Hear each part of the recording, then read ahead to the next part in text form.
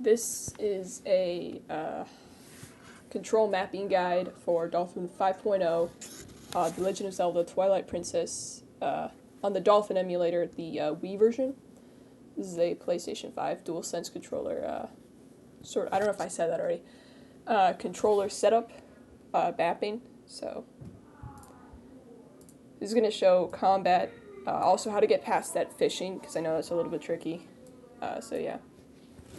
Open up Dolphin, and then once you get here, you're going to go to Controllers, Configure Wii Remote 1. Alright. So I'm going to explain what each button does. So you don't have to map it exactly as I do, whatever you want, but, you know, this mapping works for me. Alright, so for the A button, I just simply do the circle button. This is speaking, dashing, selecting items, the basic button. B, I have that marked to X. That's just cancel. You know, also use your item that you have selected on your B. 1. So for 1, I have this marked or mapped as the press down on the left control stick. So just like press down on it. 1 opens up your map, and 2 gets rid of the mini map on the side. You know, toggles it on and off. For the tiny minus, I had that one set to the media button, and the tiny plus, that one button with 3 lines above it, sort of brings you to like the home little you know, the line with the 3 buttons on it.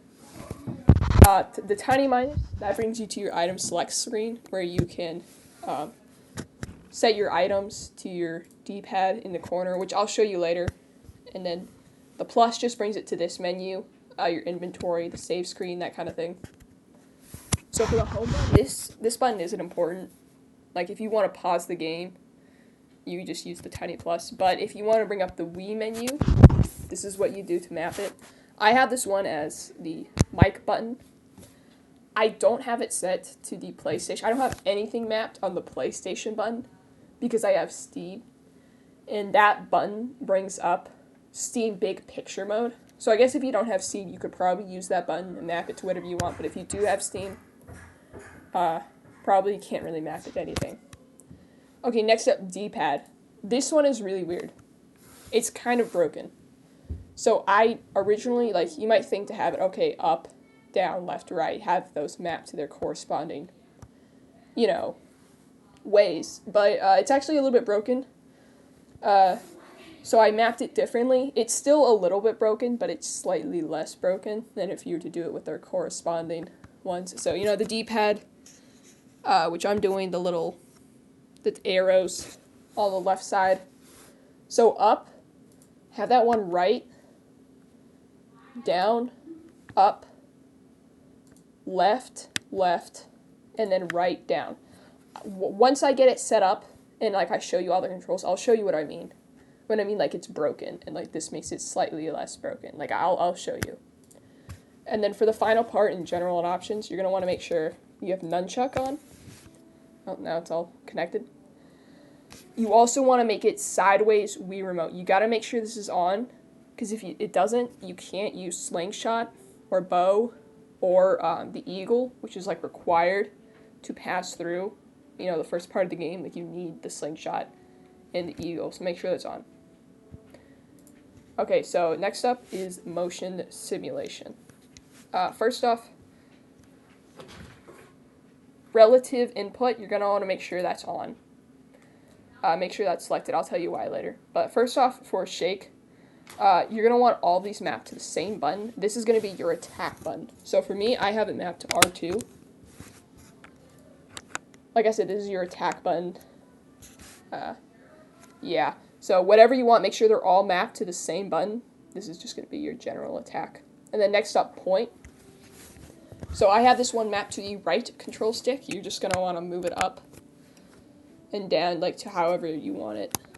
But yeah, I use point for the right control stick. This is going to make where your fairy moves. So look, see, I can move the fairy. This is why you also want relative input on. So if you don't have it on, I guess if you like it, whenever you move it, it's going to whenever you release the control pad, it's going to make the fairy go back to that sort of middle part of the screen. I suppose maybe if you want that, then leave it off, but if you just want the fairy to stay where you left it, turn on relative input, and then it'll stay. Okay, so for tilt, you actually need this one set to the same button that you have your attack mapped as. This will allow you to do the stab attack when you move forward. If you don't have that on, I don't think it'll let you. Maybe, I haven't really tested it, but like I think you need it. So, I think that's all. I don't think you need anything inputted for swing. So just leave that. That should be everything for here. Motion input, you don't need anything here. So this is how you move the nunchuck stick. So I do this on my left control pad. So up, I'm going to make up, down, down, left, and then right. And then for buttons, C, this is how you do that zoom in thing where you can like move the camera around in a first person view. I have this set to L1. And then Z is your target button. I have this set to L2. That allows you to like target on. And then extension motion simulation. This is how you spin attack. So you need to have all of these. I have this set to R1. This is how you spin attack. And then you're also going to want to turn the intensity to -20. Or 30. I think -20 works. I don't know why, but it's really weird if you don't turn it to -20. Like, it doesn't work as well. You have to, like, press it a lot more. Okay, and that should be the basic control setup. So, also, another weird thing about shake, or spin attack that I want to tell you. Pressing it once, it's not going to do it. Holding it down, that works. But also the way I do it is just rapidly pressing it. So yeah, you can see on the right, on the shake thing, pressing it once, like little tiny presses like that, you need to either hold it for shake or constantly press it. And then now let me show you what I was talking about with the D-pad. Okay, so this is me pressing up. It goes to left. Now, if I press right, that'll go to right. And down goes to down. But if you remember, right isn't even set to right. Like right. Or no, I think right was actually. No, yeah. Yeah, right set to down. But when I press down, now it actually goes to down. And right actually goes to right. So it's weird that right and down, if you use the map setup I did, they actually work. But left opens up in info, and up actually puts it left. And it's really weird, so yeah. Anyway, the next part, I think that was, oh yeah, and now, fishing. I'm gonna really show you really quickly how to do fishing, because there's a part at the beginning of the game where you have to fish a fish for the cat.